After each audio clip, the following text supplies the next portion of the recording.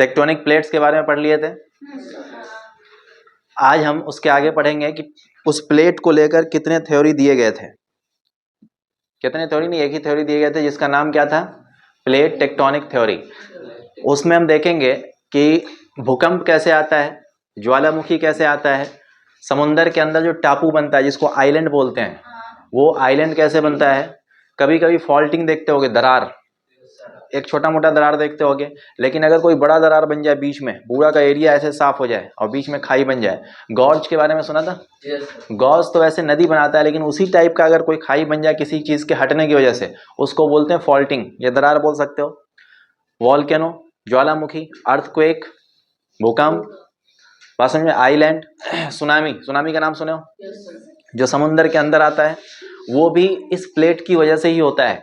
तो अब तक जितने भी प्लेट पढ़े, प्लेट कितने, बातें नहीं करो, 2 मेजर प्लेट थे, सॉरी मेजर प्लेट और माइनर प्लेट, 7 मेजर प्लेट थे जिसमें 6 कॉन्टिनेंट थे और एक ओशनिक प्लेट था, ओशन में था। और जो माइनर प्लेट था वो बहुत सारे हैं, अनगिनत है, लेकिन हम तकरीबन 18 से 25 के आसपास पढ़ते हैं जो हमें पता है। तो उसमें से भी जो मेन हमारा था, कौन था, कोकोस था, उसके बाद नास्का था, अरबियन प्लेट था और फिलिपाइन या फिलीपीन प्लेट था। ठीक है, बाकी वैसे 20 होते हैं, 20-22 इस तरह से, लेकिन वैसे बहुत सारे होते हैं, लेकिन जो हमें पढ़ना है वो कितने हैं, 20-22। हमें भी उसमें से 3-4 पढ़ना है बस, उसके अलावा कुछ नहीं, बस उसका नाम जानना है। ठीक है, बात समझ में आ गई। तो आज हम पढ़ने वाले हैं कि ये प्लेट आखिर कैसे भूकंप लाता है, क्या वजह है। इन प्लेट की वजह से ही हम वॉल्केनो को हिंदी में क्या बोलेंगे, ज्वालामुखी होता है। इस प्लेट की वजह से ही सुनामी आता है, क्यों आता है, कैसे आता है, ये सब देखेंगे आज। उससे पहले हम थोड़ा सा और रिकैप कर लेते हैं, वो क्या है कि प्लेट हमारा होता क्या है, असल में क्या है ये प्लेट। तो प्लेट जानने से पहले हमें जानना पड़ेगा अर्थ। ये क्या है, अर्थ है। ठीक है, पृथ्वी है। ये बताया था कि ये केक की तरह काट लेते हैं अर्थ को इस तरह से। अगर हम इस हिस्सा को काट लें तो ये हमारा सेंटर वाला एरिया, ये जो एरिया है ये हमारा कोण वाला एरिया है। तो हम इसको यहाँ पे सिर्फ इसको देख रहे हैं, कोण बोल दें। यहाँ ये वाला एरिया ऐसा कुछ, ये वाला एरिया हमारा मेंटल था और ऊपर वाला क्रस्ट था। कौन था, क्रस्ट। ये क्रस्ट लगभग 0 से 100 किलोमीटर, सॉरी 400 किलोमीटर के आसपास है, लेकिन हमें जो पढ़ना है वो पढ़ना है 0 से 100 किलोमीटर के आसपास। कहाँ, 0 से 100 किलोमीटर के आसपास, 100 डिग्री नहीं है, 100 किलोमीटर के आसपास। तो हम इसको अलग साइड में बनाते हैं। यहाँ पे दिख रहा है, यहाँ पे ये क्रस्ट है, ये हमारा कोर है। कोर से हमें मतलब नहीं है, सपोज करो कि ये हमारा ऊपर क्रस्ट है, ये वाला पूरा एरिया क्या है, क्रस्ट है। क्रस्ट वाले एरिया में देखोगे तो ये ऊपर का 0 to 100, ये वाला 0 to 100 किलोमीटर जो है, ये 100 किलोमीटर जो है, यही वो हमारा प्लेट है जिसके बारे में उस दिन पढ़े थे। देखो सारी दुनिया इसके ऊपर बसी हुई है, सारी दुनिया इसके ऊपर बसी हुई है। ये प्लेट यहाँ पे कहीं पे मान लो, यहाँ पे नॉर्थ अमेरिकन प्लेट था, यहाँ पे साउथ अमेरिकन, यहाँ पे अफ्रीकन, इसी तरह से इंडो ऑस्ट्रेलियन, पैसिफिक प्लेट, समुद्र भी यहीं पे होगा, ये सब चीज देखा था। तो ये प्लेट है कहाँ पे, तो ये प्लेट देखो, यही वाला प्लेट है ये। आखिर ऐसा क्या होता है कि ये प्लेट आपस में इस तरह से एक दूसरे से टक्कर मारता है, या एक दूसरे से दूर जाता है, या फिर एक दूसरे से ऐसे रगड़ता है ना, जिसको ट्रांसफॉर्मेशन बोलते हैं। आखिर ऐसा क्यों होता है। अच्छा ये बताओ, अगर मैं ये 2 बोर्ड है कनेक्टेड आपस में, क्या मैं इसे टक्कर मारूंगा, ये लगेगा टक्कर, इस दोनों बोर्ड को ऐसे टक्कर मारूंगा, लगेगा नहीं। इन दोनों को अलग हटाऊंगा, हटेगा क्या, नहीं हटेगा। क्यों, क्योंकि ये फिक्स है, ये दोनों जगह फिक्स है ना, नेल से इसे फिक्स कर दिया गया है। क्या होता है अगर मान लो कि, अच्छा मान लो ये ऐसे करके फिक्स कर दें, यहाँ पे रिवेट जॉइंट से या नट बोल्ट से टाइट कर दें, ये एक दूसरे की तरफ जाएगा क्या, नहीं। खिंचाएगा क्या, नहीं खिंचाएगा। लेकिन अगर इसे जोड़ो नहीं, बस ऐसे रख दो, ठीक है, जमीन पे रख दो, क्या अपने आप ये जाएगा, नहीं जाएगा। लेकिन इसके नीचे आटा लगा दो। आटा कौन सा आटा, जो गूंदा हुआ आटा होता है ना, जिससे रोटी बनाते हो, उसके ऊपर ऐसे प्लेट डाल दो। अब बताओ हल्का सा ये दबेगा तो ये दब सकता है कि नहीं दब सकता है, क्यों, क्योंकि नीचे हार्ड चीज नहीं है, हार्ड सब्सटेंस नहीं है ना, सॉफ्ट है, जिसको सेमी सॉलिड बोल सकते हैं। इसको ऐसे, ये इधर अगर मान लो इधर का जो सॉफ्ट आटा है ये अगर हल्का सा धंसेगा तो ये प्लेट धंसेगा कि नहीं धंसेगा, इधर फिसलेगा कि नहीं फिसलेगा। अगर मान लो यहाँ पे धंस गया तो ये इस तरफ जाएगा कि नहीं जाएगा, तो दोनों प्लेट आपस में टकराएंगे कि नहीं टकराएंगे। तो यहाँ अगर ये दोनों प्लेट या इसके ऊपर जितने भी प्लेट हैं, 7 प्लेट मेजर प्लेट हैं और माइनर प्लेट की बात करें तो बहुत सारे हैं, तो ये दोनों ये इसके ऊपर जितने भी प्लेट हैं ये जो अगर आपस में टक्कर मार रहा है या एक दूसरे से जा रहा है, इधर दूर जा रहा है, इसके पीछे भी यही होगा कि इसके नीचे कोई सॉफ्ट चीज होगा, है ना। तो ये जो सॉफ्ट चीज है ये वाला एरिया ये आटे की तरह सॉफ्ट होता है। देखो यहां पर तो ये मेंटल है, ये हमारा क्या है, कोर है, ठीक है, और ये हमारा मेंटल है। मेंटल में हम कई बार पढ़ चुके हैं, जितने भी थ्योरी पढ़े थे, कॉन्टिनेंटल ड्रिफ्ट थ्योरी या फिर आर्थर होम्स का कन्वेक्शनल करंट थ्योरी या फिर और कौन सा था, सी फ्लोर स्प्रेडिंग थ्योरी। इन सब में क्या था कि यहां से मैग्मा बाहर की तरफ निकलता है और इसे ऐसे यहां से ऐसे निकला और इस तरफ जाता है, यहां से निकला इस तरफ जाता है, या फिर इसको धक्का मारकर ऊपर पहाड़ बना देता है, ठीक है। ओशन में अगर है तो मिड ओशनिक रिज। लेकिन ये वाला एरिया क्या है, ये वाला एरिया जो है ये वही एरिया है जो ना ही बिल्कुल इसकी तरह पिघला हुआ है, मेंटल की तरह ना ही पिघला हुआ है, और ना ही ये सॉलिड की तरह बिल्कुल हार्ड है, ये बीचों बीच है, आटा की तरह है, गुना हुआ आटा की तरह है जिसका तुम रोटी बनाते हो, ठीक है। इसका नाम है एस्थेनोस्फेयर। क्या नाम है इसका, एस्थेनोस्फेयर। बड़ा बड़ा लिख दूं, यहाँ पे लिख देता हूँ, इसका नाम है एस्थेनोस्फेयर।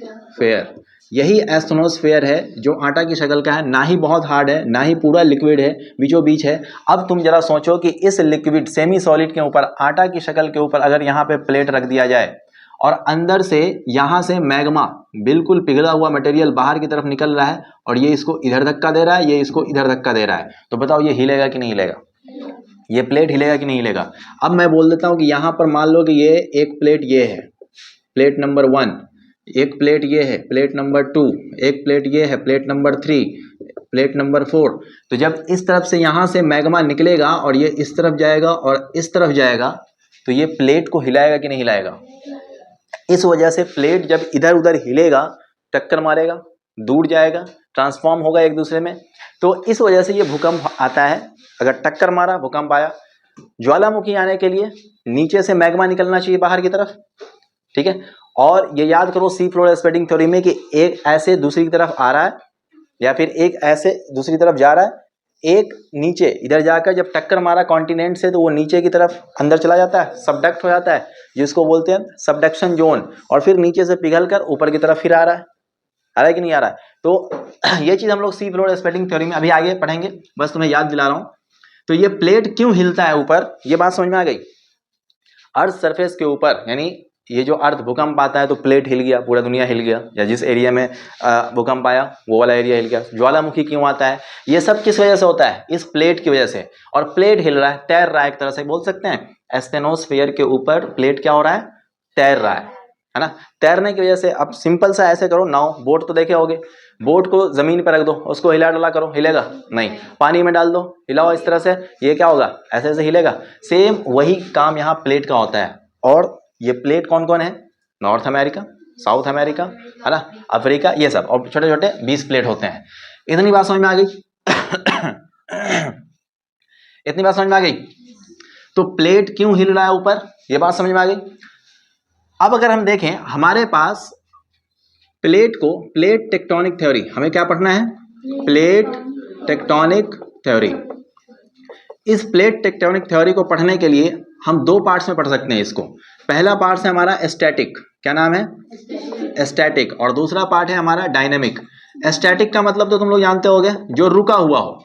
स्टैटिक, स्टैटिक का मतलब जो रुका हुआ हो, जिसके अंदर कोई मूवमेंट ना हो, जिसके अंदर कोई मूवमेंट नहीं हो, वो स्टैटिक। डायनेमिक का मतलब होता है जिसके अंदर मोशन, जो मोशन में हो, जिसके अंदर मूवमेंट हो, उसको बोलते हैं डायनेमिक।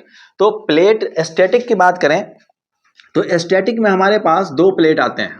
अगर मैं बोलूं कि प्लेट टेक्टोनिक थ्योरी को कैसे पढ़ा जा सकता है, तो स्टैटिक को हम 2 कैटेगरी में डाल सकते हैं। पहला है ओशनिक प्लेट, ओशनिक प्लेट, और दूसरा है कॉन्टिनेंटल प्लेट, कॉन्टिनेंटल प्लेट। और ये वही प्लेट है, कॉन्टिनेंटल प्लेट और ओशनिक प्लेट, जो अर्थ क्रस्ट के ऊपर हो। यहां देखो, ये वाला प्लेट था, ये प्लेट अगर जमीन है, ये अगर जमीन है, मिट्टी है, रॉक है, तो ये सब क्या कहलाएगा, कॉन्टिनेंटल प्लेट। अगर ये समुंदर के नीचे वाला मिट्टी है ना, ओशन के नीचे वाला प्लेट है, जैसे फॉर एग्जांपल यहां पे पढ़ा था Pacific plate, Nazca plate, Cocos plate, ये सब नॉर्थ अमेरिका के इस तरफ था, पैसिफिक ओशन में था। तो ये सब क्या है, ओशन है, ओशन के नीचे वाला मिट्टी है, रॉक है, तो इसलिए उसका नाम क्या पड़ गया, ओशनिक प्लेट। डायनेमिक प्लेट क्या होता है, डायनेमिक का मतलब ये हो गया, प्लेट टेक्टोनिक थ्योरी को अगर हम डायनेमिक तरीके से पढ़ें तो इसका क्या इफेक्ट होगा, तो इसका इफेक्ट ये है कि अगर ये प्लेट मूवमेंट होगा तब क्या होगा। देखो स्टैटिक का मतलब ये है कि भाई हमारे पास कॉन्टिनेंटल प्लेट होते हैं, नॉर्थ अमेरिका रखा हुआ है, अब नॉर्थ अमेरिका में समुंदर भी होगा, सागर भी होगा, बहुत सारे जमीन भी होगा, पानी भी होगा, तो कॉन्टिनेंटल प्लेट स्टैटिक में डाल दी, ओशनिक प्लेट। लेकिन अब क्वेश्चन ये है डायनेमिक किसको बोलेंगे, तो डायनेमिक बोलेंगे कि अगर कॉन्टिनेंटल और ओशनिक प्लेट, कॉन्टिनेंटल और ओशनिक प्लेट मूवमेंट करने लगे तब क्या होगा, तो उसको हम पढ़ते हैं किसमें, डायनेमिक में। अगर कॉन्टिनेंटल प्लेट और ओशनिक प्लेट अगर मूवमेंट करने लगे तब क्या होगा, तो उसके लिए होगा क्या, अगर मूवमेंट करने लगे तो उसके लिए होगा कि भाई अर्थक्वेक आएगा। क्या आएगा, अर्थक्वेक। अर्थक्वेक का मतलब भूकंप। वॉल्केनो आएगा, क्या आएगा, वॉल्केनो, ज्वालामुखी आएगा। उसके बाद सुनामी आएगा, सुनामी आएगा। उसके बाद और क्या आएगा, आइलैंड्स बनेंगे, आइलैंड्स, है ना, आइलैंड्स बनेंगे। आइलैंड्स मतलब टापू, जो पानी के नीचे, समुंदर के नीचे जो बाहर निकल जाता है। और क्या बन सकते हैं, कोई बताएगा, अर्थक्वेक, वॉल्केनो, सुनामी, आइलैंड्स। एक आइलैंड्स चेन बनेगा। आइलैंड्स चेन और आइलैंड्स में क्या फर्क होता है, एक सिंगल चीज बना तो उसको आइलैंड बोलते हैं, और बहुत सारे लाइन से आइलैंड बन गए तो उसको क्या बोलेंगे, चेन बोलेंगे। इंडोनेशिया का नाम सुने हो, इंडोनेशिया नीचे है, एशिया के अंदर है, ऑस्ट्रेलिया के इस तरफ या इंडिया के नीचे। अगर मैं मान लूं कि इंडिया यहां पर, देखो सपोज करो ये इंडिया है, आज अच्छा बनेगा कि नहीं बनेगा, आज भी पोलियो मारा हुआ इंडिया बन गया, ठीक है, बहुत लंबा बन गया इंडिया। तो मैं यहाँ पे ऐसे बना लेता हूँ, कोई बात नहीं। देखो ये यहाँ पर, ये इंडिया है, ये इंडिया के सामने यहाँ पर देखो, ये जैसे जैसे नीचे की तरफ अरब सागर, नहीं कौन सा है, बे ऑफ बंगाल है, बंगाल की खाड़ी, इसकी तरफ नीचे जाओगे तो यहाँ पर ये तुम्हें मिल जाएगा क्या चीज़, इंडोनेशिया। और छोटे छोटे इंडोनेशिया इस तरफ से ऐसे ऐसे ऐसे ऐसे बहुत सारे मिलेंगे। ये सब क्या, आइलैंड्स हैं। तो ये आइलैंड्स कैसे बना होगा, ये प्लेट के हिलने की वजह से बना होगा। प्लेट के अंदर मोशन हुआ होगा, कॉन्टिनेंटल और ओशनिक प्लेट के बीच अगर मोशन हुआ होगा, या दोनों प्लेट में अगर मोशन हुआ होगा तो अर्थक्वेक, वॉल्केनो, सुनामी, आइलैंड्स कुछ भी आ सकते हैं। तो ये आइलैंड्स भी बनते हैं। तो ये सारे आइलैंड्स इन्हीं का नतीजा है कि नहीं, ये डायनामिक प्रॉपर्टी का ही तो नतीजा है। जब ये आपस में हिले डुले होंगे तो इस वजह से ये अर्थक्वेक, वॉल्केनो, सुनामी, आइलैंड्स, ये सब। अब ये यहाँ पर तो एक बना होता तो आइलैंड्स बोल देते हैं, यहाँ तो दुनिया भर के बने, तो इसको बोलते हैं आइलैंड्स चेन। क्या बोलते हैं, आइलैंड्स चेन, यानी एक ऐसा चेन आइलैंड्स का जो पूरा देश के नाम से जाना जाता है। ये पूरा इंडोनेशिया यहाँ है, यहाँ है, यहाँ, इस तरह से फैला हुआ है, और ऐसे ऐसे बहुत है। बात समझ में आई कि नहीं आई। तो प्लेट टेक्टोनिक थ्योरी एक बार रिकैप करा देता हूँ। प्लेट टेक्टोनिक थ्योरी को हम दो कैटेगरी में रखते हैं, क्या चीज़, स्टैटिक में, डायनेमिक में। स्टैटिक में कॉन्टिनेंटल प्लेट, ओशनिक प्लेट, ये पहले पढ़ा चुका हूँ, ठीक है। डायनेमिक की बात करें कि अगर ये प्लेट में मोशन आ जाए, डायनेमिक का मतलब मोशन, है ना, डायनेमिक का मतलब मोशन, और स्टैटिक का मतलब रेस्ट। स्टैटिक का मतलब रेस्ट, डायनेमिक का मतलब मोशन है। अगर मोशन में आ जाए तो क्या क्या होगा, रिजल्ट क्या क्या होगा, कंसिक्वेंसेस क्या होंगे। कंसिक्वेंस का मतलब अंजाम क्या क्या होगा, ठीक है, इसका अंजाम क्या होगा, किसका, अगर इसके अंदर मोशन हो जाए तो क्या होगा, अर्थक्वेक आ सकता है, वॉल्केनो आ सकता है, सुनामी आ सकता है, आइलैंड्स आ सकता है, आइलैंड्स चेन्स हो सकता है, और क्या क्या हो सकता है, फॉल्टिंग, दरारें पड़ सकती है, फॉल्टिंग, है ना, क्या बोलते हैं उसको, फॉल्टिंग, ये सारे हो सकते हैं। इतनी बात समझ में आई। अब हम देखेंगे कि अर्थक्वेक कैसे आता है, वॉल्केनो कैसे आता है, सुनामी कैसे आता है, आइलैंड्स किस तरह से बनता है, फॉल्टिंग किस तरह से होता है, ये सब अब देखेंगे, ठीक है। इसे नोट करो, फिर आगे पढ़ते हैं।